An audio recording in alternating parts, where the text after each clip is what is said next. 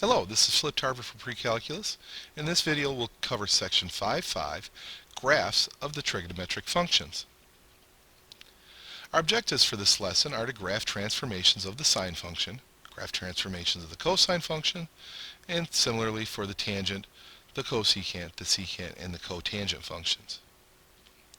Our outline for this video, we'll talk about the graphs of the 6 trigonometric functions. We'll talk about their domain and range, and then we'll just talk about what transformations to those graphs look like in the equation. So I want to go ahead and just lay it out here. What does each of these graphs look like? We'll talk about the domain and range for each of these trigonometric functions. Now I decided to go ahead and do this on the calculator so that basically we're looking at exactly what it's going to look like on your calculator screen also. So here we see the graph for the sine theta. So I went ahead in my calculator, I typed in y equals sine x, and we see this nice periodic motion, this nice wave motion that hopefully you're a little bit familiar with. Hopefully you've seen this before. Our domain for this graph is all real numbers. This wave continues on forever to the left and to the right, just going back and forth, up and down forever and ever and ever.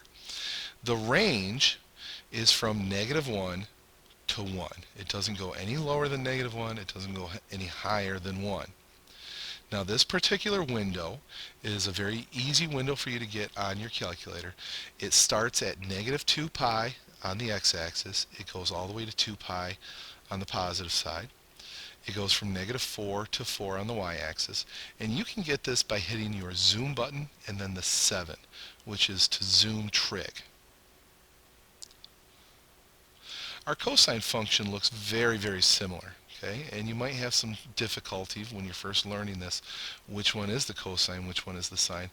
A tip-off is the cosine is an even function. So you see that it's symmetric over the y-axis. It has the same domain value. We can plug in any number we want and we can take the cosine of it. It's got the exact same range value as cosine. I even forgot to retype it properly. Oh well. So same domain and range. Very, very similar looking graph.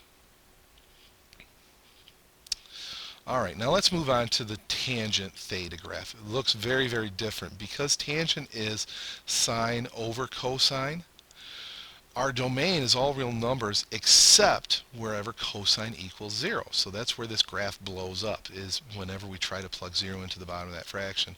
So that's at -pi over 2, pi over 2, 3 pi over 2, so on and so forth. So you'll notice that that is pi over 2 with an odd number on the top with the pi. So 1 pi over 2, 3 pi over 2, 5 pi over 2, all that good stuff. All of these little weird sideways wave things continue up and down forever. So our range is all real numbers. Taking a look at our next function, let's take a look at the cosecant. Now, our domain for this, again, wherever sine is 0, we can't have that. So our domain is all the theta such that it's not -pi, 0, pi, 2 pi, 3 pi, so on and so forth. Our range is kind of odd. It's all the stuff above above 1 or below -1. Here's our graph for our secant. It kind of makes sense if cosine and sine are so similar, cosecant and secant should be very similar as well. Again, this graph cannot live wherever cosine equals 0. So it can't live at -pi over 2, pi over 2, 3 pi over 2, so on and so forth. The range, again, just like the cosecant, y has to be less than -1 or y has to be greater than or equal to 1. So that stuff in the middle, nothing going on there.